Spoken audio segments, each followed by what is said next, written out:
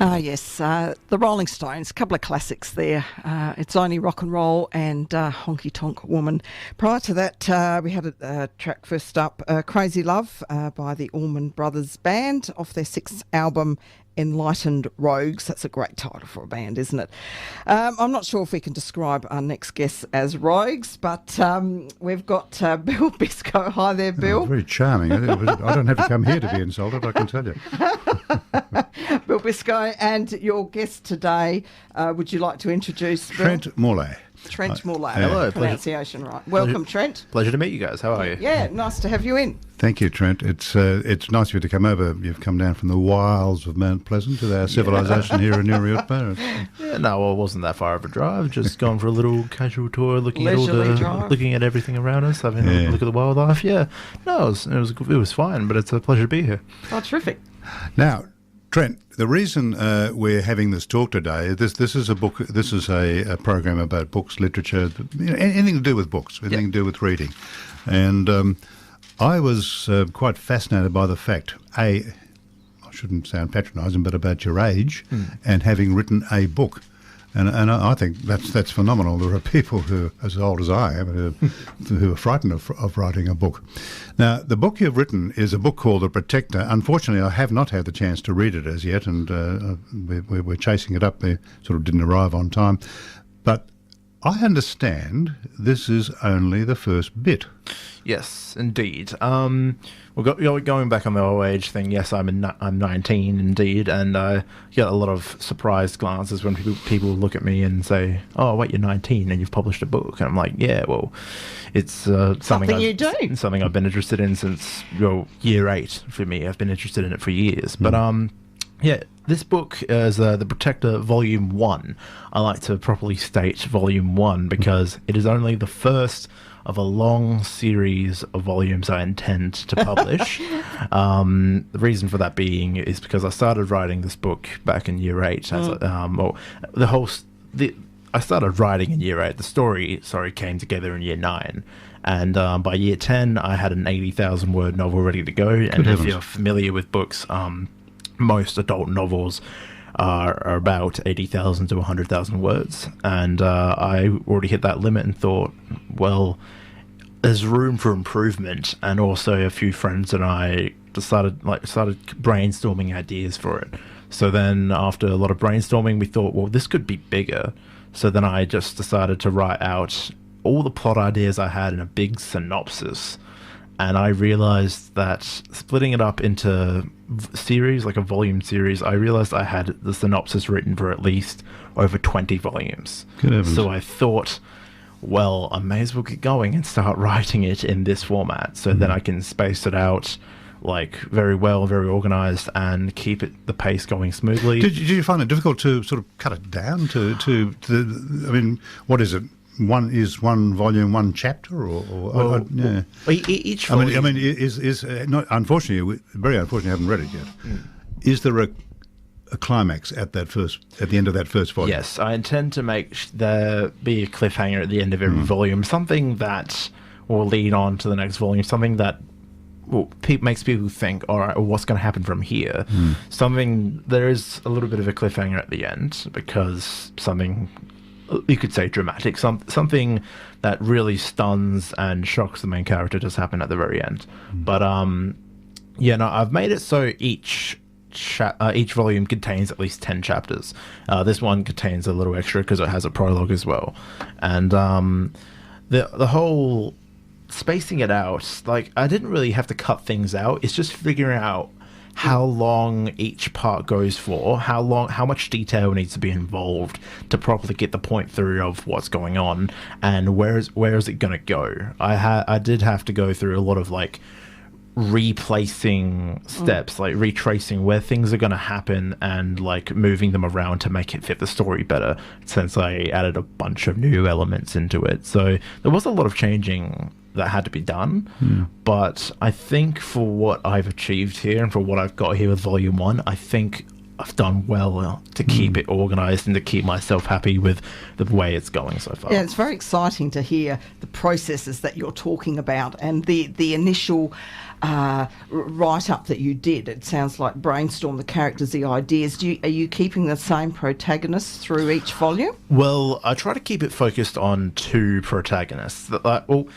Later on, kind of you could call it spoiler, whatever you want to call it. It tries to focus on three of the main characters get introduced in this book. One is the main character, Zane, who has a different perspective on life compared to everyone else because of his uniqueness.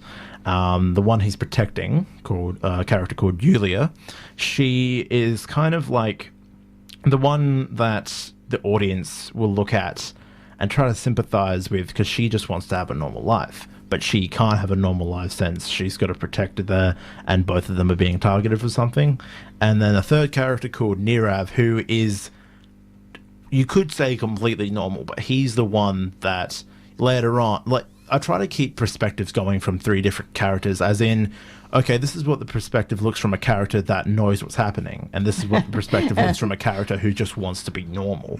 So then people can kind of relate to different characters altogether. If they know what's going on, they can relate to Zane. If they don't know what's going on, they can relate to Nirav, and then they can try and like piece together the story from there. Does their relationship change? Massively. How yes. they relate to each other's, I guess, roles and you know, the purpose of their connection, that changes? Without a doubt, yes. There's a lot of changes that involved a lot of things, a lot of internal conflicts, and then later on a lot of outer conflicts that cause them to have issues. But there is a lot of like development in their relationship, all three of them. I mean, this just reading the synopsis on the back of it, it starts off they're in school. Yes. It's in other words, your own life experience. You know? It could be what our university is, or in America, college. Essentially, I've split up the school system to I've kind of created my own little version of a school system. They kind of essentially graduated junior school, which could be seen as primary, or in this case high school, and they've moved on to senior school, which is my version of a university. So yeah, they're just starting out at senior school, and the male and female protagonists of Zane and Yulia have had to move. So they've had to move from their own kingdom to a different one, and that's kind of a big step for them. It's like a new chapter for their lives, but we're only we're only just seeing the start of the story. It's an interesting term you use, kingdom. Yes, I've created an entire... See, the thing about my story is that there's no humans. It's completely fantasy-based. It's its own world. Yeah, every single person has a race and their own unique set of powers. So... that's why I've had to create like that. This is the tough thing, creating my own structure for the world. That I found was the most difficult part. That's why I've decided to make 4 kingdoms, all kind of, you could say different countries, but instead the 4 kingdoms, and they all 4 kingdoms of reality, sort of thing. Yeah. So they all have their own different rules. They're all different developments in like technology.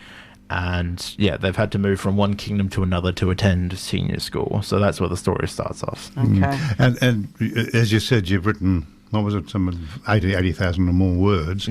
So have you already got the end of the whole thing? Yeah, well, the ending is... See, I've got the basic premise of the ending, but how I want to approach it, like if I want to make something... Like, if I want to make a big conflict that could lead on to future installments after that, which I know is really ambitious, but if I want to end it in a way that could lead to further development, or if I just want to end it completely, that's... I know how I want the story to end. Like, I know how I want it to end, but just the smaller details around it, I am still working out, but I probably won't worry about it until I actually get to writing. Yeah. So, I mean, I think that's going to be quite a while away. Yeah, but what I was getting at, you've really got a structure all the way through. Yeah. Maybe some tweaking, obviously, as you get towards the end of it. Now, did you publish this yourself? Self-published, yes. Was that a difficult process? Very, yeah, because not only did, like with typical mainstream publishing, that a lot of people will attempt, but you rarely see. Well, it's hard to pick out nowadays. A lot of the time, you submit your draft or your manuscript to a publishing company. They take it on board and they say, okay, yeah, we'll publish it. They do all the promoting. They get the cover created most likely, and they choose the audience to distribute it to, and they do everything. With self-publishing, it's the other way around. You got to do everything. I had to get the cover made. I went through several different artists to get the right art style I wanted for the cover. I had to go through a self-publishing company called Ingram Spark. They were very helpful, and they're very good and convenient. And they have like warehouses in Australia, UK, and America, so that you can they can get printed straight away, most likely. So I went through them. I essentially just sent my manuscript to them and submit the cover to them, but there was a few other little nitty-gritties that I had to take care of, like a lot of the time that like the cover was either the wrong size, or that there was just small things that kept delaying the process, which was frustrating. But once you get the hang of it, it will be perfectly fine the next time. It's just getting the hang of it the first time. Is an expensive? I mean, without going into the details, is it an expensive business to self-publish? Well, it depends on how far you want to go into. See, for me, it's expensive only because I've chosen to make it expensive, as in I've chosen to go an extra few steps. I've chosen to get extra artwork made literally just for social media promoting. I've chosen to go get like several of these copies done, and I've chosen to get it online on ebook form and in print form. With print form, you do have to, like, you can order as many as you want, and it depends on who you go through, how big the book is, the type of cover, and like how much colors on the cover, and if there's illustrations in the book. That all does factor in on how much it will cost. For me, I think it was rather reasonable, but but considering I have done everything else, like getting extra artwork done just for social media, I have put a lot more money into it than a lot of other mainstream authors do. Now, you mentioned ebook. It's available in ebook form? Yes, it is. Through who? Through Amazon currently. Amazon, okay. Yeah, so Kindle. Yeah, which is always interesting to me because not everybody's got a Kindle. Yeah, See, here's the troubling thing. I tried to go through iBooks. I tried to get it on Apple. I tried to get it on iBooks, but you need either... There are some companies like Ingram Spark you can go through who they do all the distributing. Like currently it's available on Booktopia, and they got it on Booktopia because you have to sign something with them that says, okay, we'll get it here. We'll get it on this website. There was a version of that for ebooks, but I decided not to sign that because when you sign something like that, they take a little bit of the royalty, which is fair enough. But I decided to do it all myself.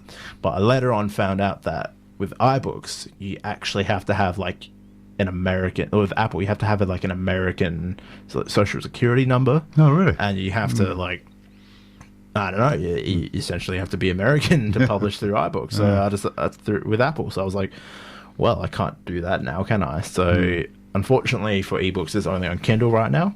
I am considering with Volume 2, if I can work with Ingram Spark to try and get this book on iBooks, I will, but it's all in the works at the moment. But yeah, currently available only on Kindle for ebook at the moment. Okay.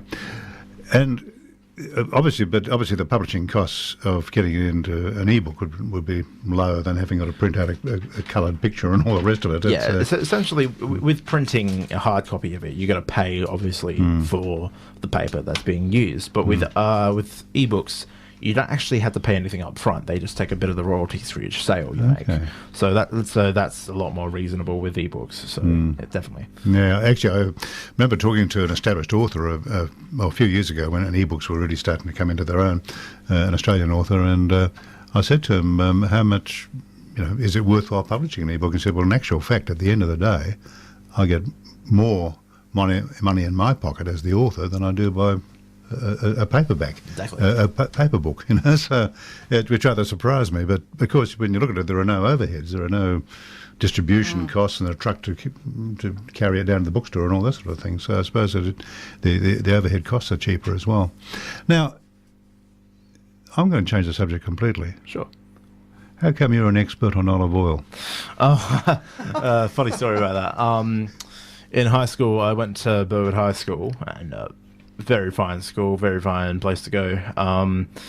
In 2016 and 2017, well, I started off in 2016. I was in a cooking class, and our teachers told us that we could get a ticket to the Royal Adelaide show if we enter this olive oil competition as part of with a bunch of other schools.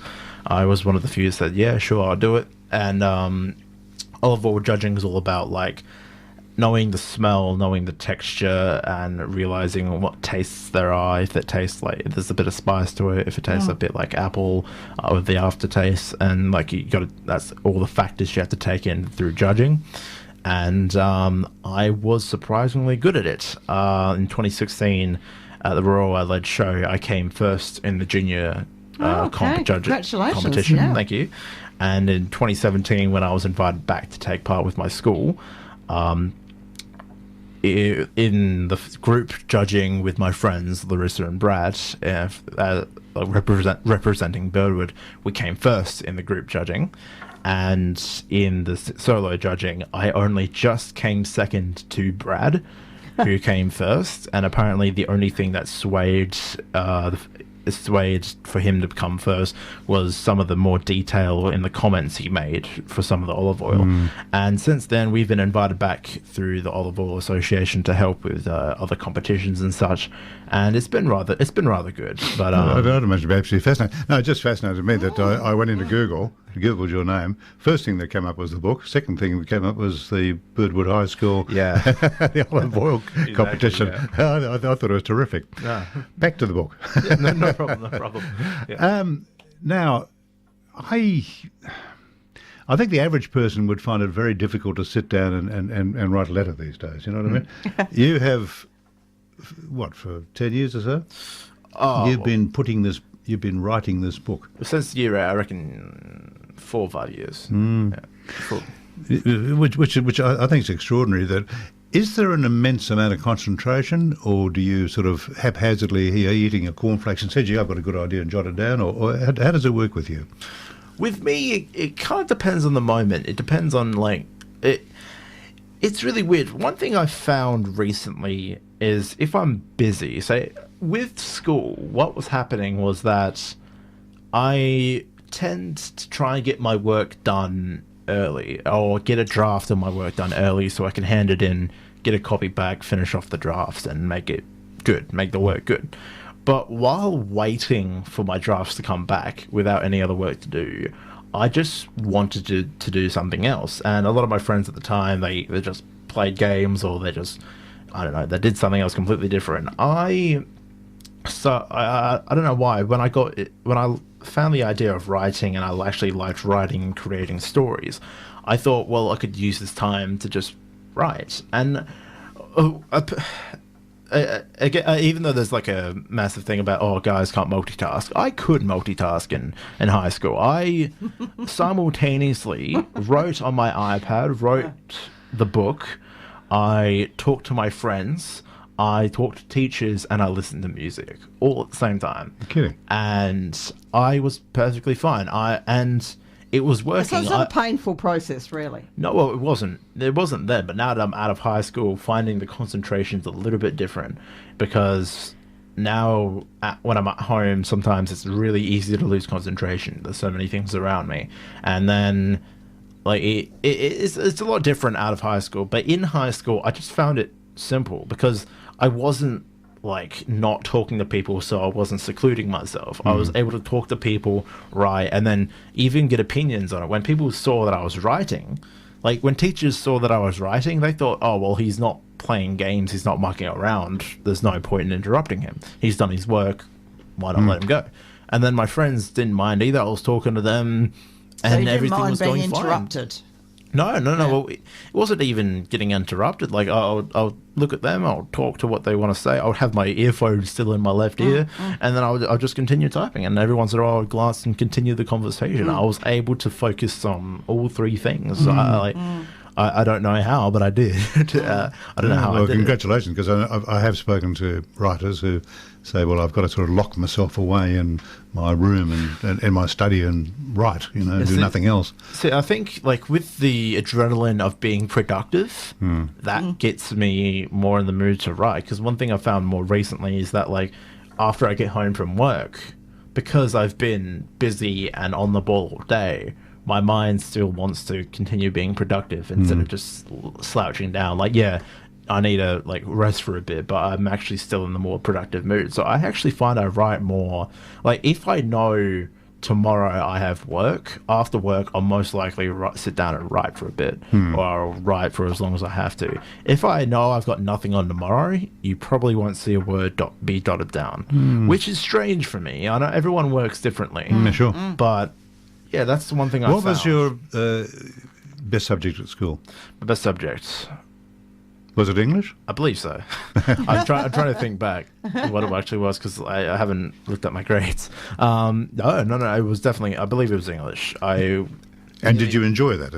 I suppose is what I'm really referring to. Yeah. Normally you're good at the subject that you enjoy. No, I enjoyed English. It was definitely, like, it definitely helped hone my craft, though. If I published my book the way it was in year 10, it would probably be a failure, because looking back now and looking at all the grammatical mistakes and everything, like, and the story was very inconsistent back then as well. So I thought, like, with developing further, going to the high class of, like, the highest English classes and all that, and doing well there and honing my craft there, because we had to write short stories, we had to write reviews, stuff like that. That definitely helped, but it was enjoyable just because it was something I was used to by that time. Like, because I started writing at the end of year 8, I was just used to typing. I was used to writing and, like, expressing like either stories or just simple reviews, or just, I don't know what the assignments were anymore, but, like, stuff like that. I was used to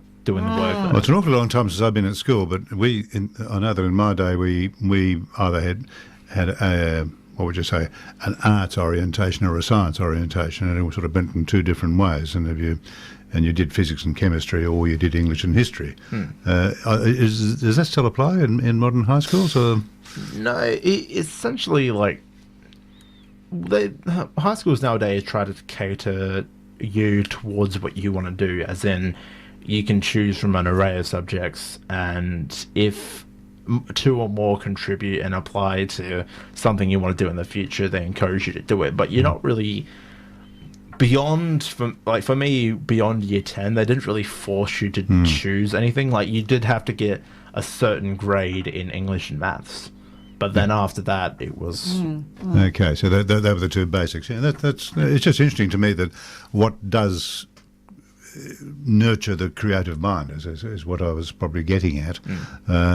So the fact that you were good at English and therefore you were able to structure the whole thing, I think, was probably helped. So that's the thing. I reckon, like, it was a little bit of school that encouraged me to write, but, like, it wasn't school that gave me all the ideas and I would say the creative mind. Like, because I grew up reading, playing games, watching television, everything a normal kid would do. But I kind of took all that in and started to come up with stories in my head.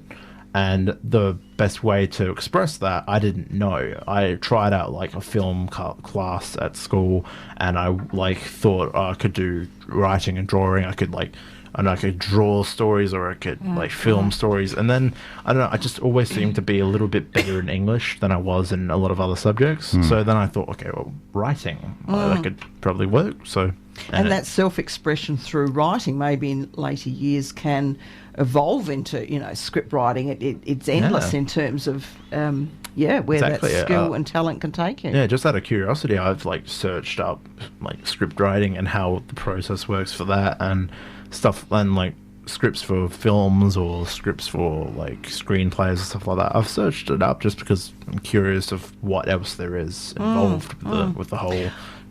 I find it writing. fascinating that you started writing so young, and there's lots of people that start writing, unusual.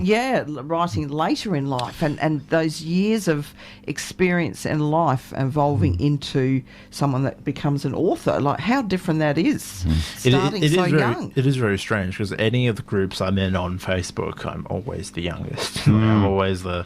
Like, I've even been talking to someone from America who's been doing like book exchanges, like, because some people like to get beta readers to judge the book before it comes out, or to give them critiques on the book before it comes out. And I became a beta reader for this for a woman in America, and she writes very similarly to me, like young adult teen audience. And I asked, just by curiosity, how old are you? And she said, I'm 39. And I'm just like, oh goodness, I'm 19. And then she said, and she's writing for young people. Yeah. And then she said, well, it's odd learning something from someone who's 20 years younger than me. And I'm just like, well, yeah, well, thank you. Do you think, I mean, you've got an awfully long way to go. You've got 80,000 odd words, and lots of volumes to go. Do you think you will evolve into another form of writing, or do you think that's going to be a genre for the rest of your life?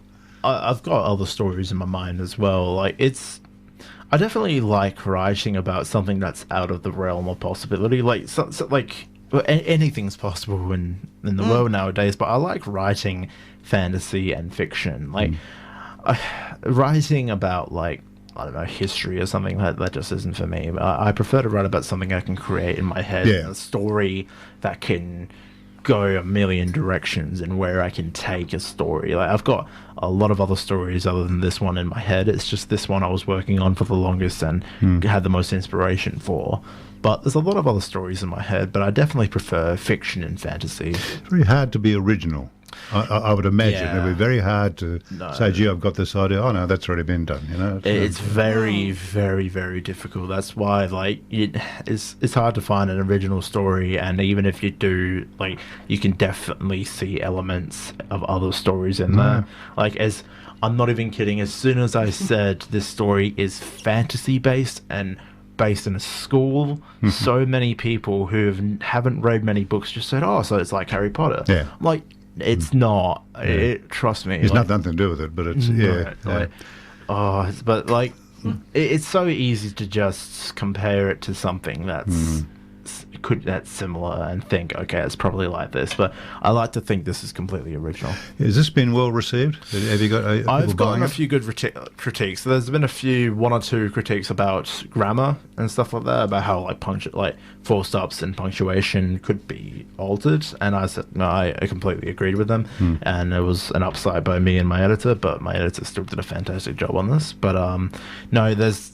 In regards to critiquing, a lot of people are intrigued about where it's going to go. That a lot of people have been saying, well, like, you've got a good premise set up. It's just we don't know what's going to happen next, and they want to know what's happening next. And that's what I like. I'm glad that they're anticipating the next chapter. For those of you who haven't seen it, it's a little slim volume. It's I don't know if you're old enough to remember, something like the Reader's Digest. It's that sort of size, and I think it's terrific because. You could pick this up, finish it tonight, and say, "Gee, I'll go and get volume 2 now."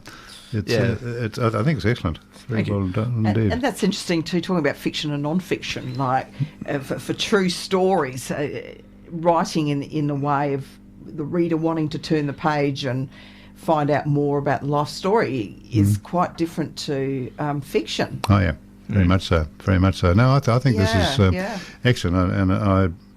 Tell me, what are you doing now, anyway? I'm currently... Well, I've been all over the place regarding work, but I've currently I've got my Cert 2 in security, and I'm aiming to get my Cert 3, so I can possibly move on and do some security work. And I'm just currently working with Cos Wines at the moment, doing winery work. But just trying to move along.